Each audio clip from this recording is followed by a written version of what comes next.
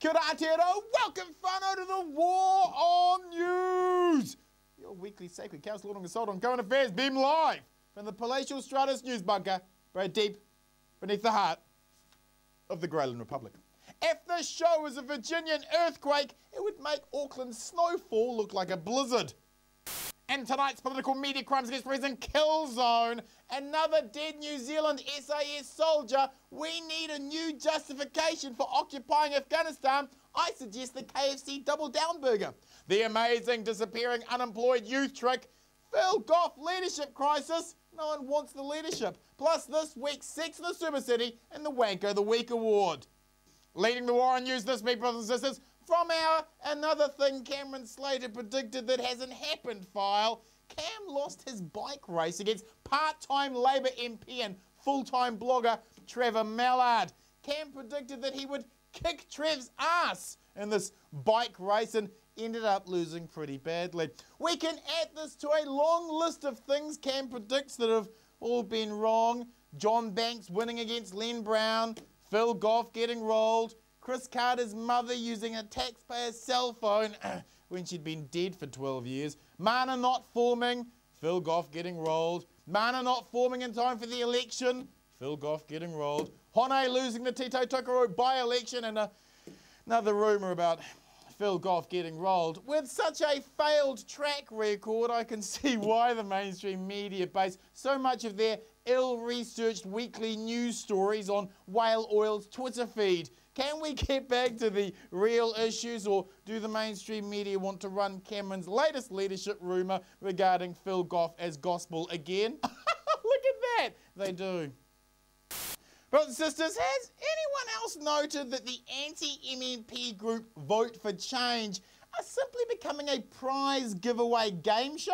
I'm not sure how handing out iTunes vouchers and iPad 2s helps expand public debate about MMP when the Vote for Change spokesperson Jordan Williams does all he can to escape any actual interviews. But shouldn't the anti-MMP group be, I don't know, actually debating the issue rather than simply trying to bribe young people through Twitter giveaways?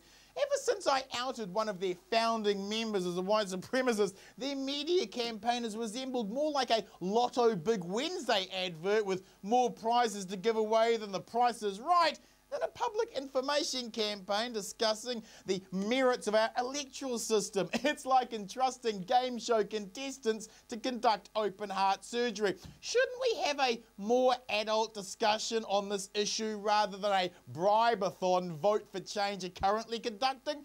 Dump the prize giveaways and front the debate. Free Xboxes and iPhones are not a reason to dump MMP. Brothers and sisters, isn't it an obscenity that there are 210,000 New Zealand children in poverty while the wealthiest 150 New Zealand families gained $7 billion on the NBR Rich List in just 1 year? John Key's Benny-bashing free market vacant aspiration isn't enough to even be called a plan. It's a rag of redneck Benny-baiting social policy attracting the Shire Volk alongside manufactured chatter of fake rugby cups, all-black jerseys and abstinence rings, while a massive transfer of wealth to private companies occurs, all of whom with a vested interest in their profit margin, not any social margin. Why adopt more free market dogma when it was this Washington consensus ideology that caused the crash in the first place? If John Key's Benny-bashing hatred mixed with privatising the entire continental shelf of New Zealand is the answer, then you've asked the wrong bloody question. To the headlines, whānau. Another New Zealand SAS soldier that John Key put back into Afghanistan because we no longer have an independent foreign policy is dead, and I believe New Zealand, we need a new justification for occupying Afghanistan because the old democracy and freedom thing just isn't washing anymore, is it? I mean, sleepy hobbits start asking questions about our decade of occupying another country to prop up a corrupt narco state while handing civilians over to known torture units. When we do all that solemn lest we forget stuff on Anzac Day, we have to pretend more than usual that we aren't aware of the corrupt war we are helping fight. That self-censorship and denial so we can joyfully pin medals on our brave boys takes a lot of energy, especially as New Zealanders like to think of themselves on the side of good. We need a new reason to justify occupying Afghanistan. I vote for the KFC Double Down Burger. Brothers and sisters, it's difficult winning freedom and democracy when you're handing people over for torture. It's like winning a rugby game against people in wheelchairs once you've taken away their wheelchairs. It seems like you don't actually live up to the lofty goals you are pretending to fight for. The KFC Double Down Burger has none of these issues. Forget democratic franchise, forget women in burqas, get women into burgers. KFC Double Down Burgers. Who wouldn't torture for the secret 11 herbs and spices? Let's replace the generals with the colonel. And Allah Akbar, we've got all the justification and denial in the world to remain in this unjust war of occupation on the Afghanistan people. Brothers and sisters, if John Key is being honest when he says he'll pull the SAS in March, why am I hearing that they've been booked for pre-deployment training past March next year? If John Key wins, he'll extend our SAS faster than Adidas can offend our gentle sensibilities. Isn't it hilarious that an All Blacks jersey prize can actually generate more debate in the mainstream media than any real scrutiny of a war we are waging? Moving on with the headlines, whānau. John Key's amazing disappearing unemployed youth trick.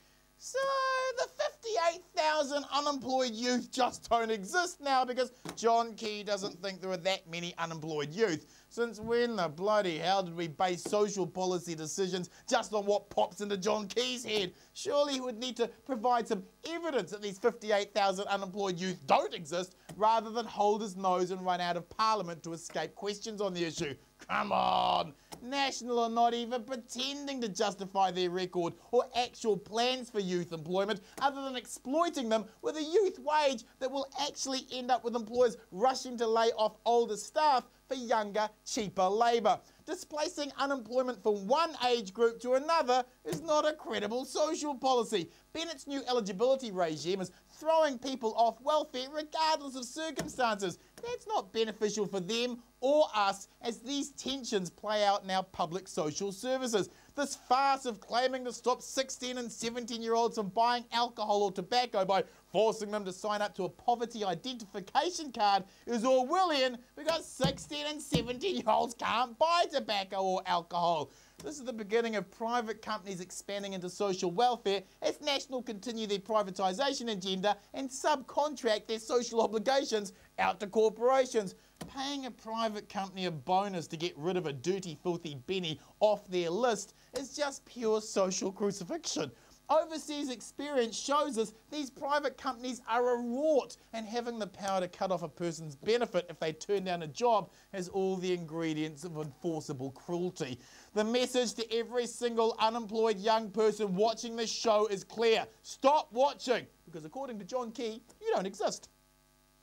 Moving on with the headlines, whānau. Phil Goff's leadership crisis. No one wants the leadership. The mainstream media are so underfunded these days that they take their headlines from anything Cameron Slater or David Farrar burp out before breakfast on their blogs. Rather than asking why this government's strategy of denial and privatisation with Benny bashing in the top as social policy is a good or bad thing, this week's latest lazy round of Phil Goff will get rolled meme is like being told by a senile old grandfather that this week his lotto numbers are going to come up. Sure they are, Gramps. Quiet now, your baby boomer children are quietly ripping you off while you're in this retirement village glugging down their never-ending thirst for the rest of us to subsidise their free education, free healthcare, free property speculation, free retirement, free fucking everything lifestyle. Sorry that veered off there, but I just hate baby boomers. Where was I? Phil Goff?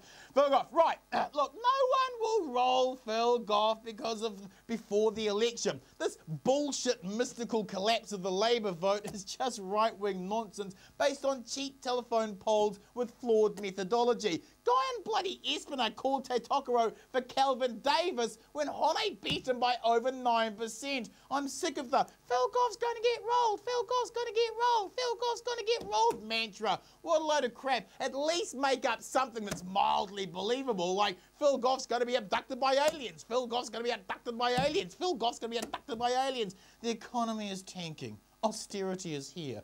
A whole lot of angry New Zealanders will be voting, and Phil Goff one-on-one with Mr. Smiley is a different proposition from the one the mainstream media are spinning. Whānau, are you feeling sexy? It's Sex in the Super City time.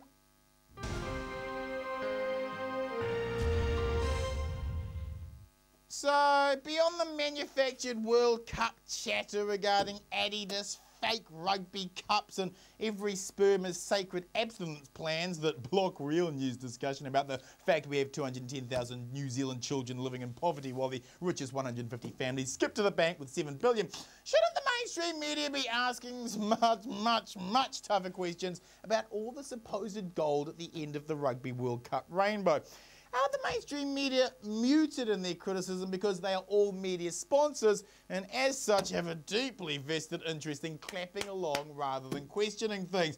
The canaries in the coal mine have been dropping like Adidas-sponsored parties. The Eden Park luxury uber expensive penthouse suite extension at the posh part of the park was dramatically scaled back from a double story to a single story after a complete lack of interest in pre-bookings. This elite part of the clientele is supposed to be the profit margin for these events, and to date, the uber rich ain't coming. This is borne out by the collapse last month of a local business set up with rugby legends of old as frontmen to hire exclusive homes out to these same class of rugby speculators.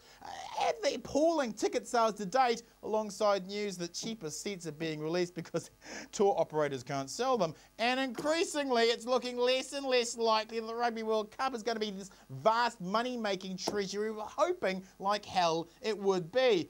Why does any of this matter? It matters because according to Treasury, the Rugby World Cup alongside the Christchurch Reworld will be the two main economic drivers of this year. Did I say two? I mean, two only. Now, one doesn't need to be Ken Ring to predict that the Christchurch rebuild won't really start this side of December. So that leaves the Rugby World Cup. And in terms of that, the latest news that we have used numbers so questionable, it suddenly makes our supposed growth prospects very optimistic. How optimistic? Well, Christ on a bike. Turns out the 95,000 tourists here for the Rugby World Cup are actually made up of 70,000 tourists who would normally be coming to New Zealand anyway, leaving a mere 25,000 actual rugby fans. Oh my God. So we've cooked the books to pretend that 95,000 rugby fans were coming when really it's just anywhere between 15,000 to 25,000 rugby fans who will be actually turning up, drunkenly pissing off and annoying the normal 70,000 tourists we would get anyway. When will we start to wake up to the possibility that we've been scammed here, and what wider economic ramifications this scam causes to the wildly optimistic growth forecast suggested by Treasury that enables the budget to look plausible? Meanwhile, homeless people on Queen Street continue to be harassed every day by the $20,000 private security firm who have been charged with twice daily sweeps to make sure the tourists don't see that New Zealand is the 7th most unequal country in the OECD. Charming. Whānau, let's wrap the show with this week's Wanko of the Week award.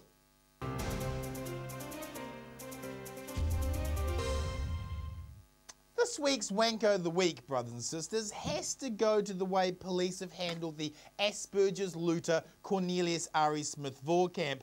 We can all see what happened here, can't we? The police, having just gone through one of the most intensely stressful days of their life, are patrolling streets when they catch some young bloke who is clearly taking things from homes hit in the quake. As adults, we can all step back and see how the tensions, the anger, the frustrations and stress played out. We can all see how this snowballed. For the actions on the night, I simply can't feel anything other than sympathy for those tasked with trying to keep order in the wake of such a terrible earthquake, many perhaps knowing that friends and whānau were still in rubble. Yes, we demand high standards from the police in their conduct at every moment. Yes, we train them, and yes, we empower them with a vast amount of power that has to always be monitored, but the Christchurch earthquake was a unique event, and within that paradigm, I think we must accept some things are not going to go as we demand in the best of times. But that sympathy ends on that night. Beyond the frustrations of the police in the heat of that moment, much cooler and wiser heads at Police HQ should have stepped in as soon as they were made aware of the dimensions of this case, because it is the police conduct after it was glaringly apparent that Cornelius Ari Smith Voorkamp had Asperger's, which made him compulsively act out a light fittings fixation, that is the real issue here.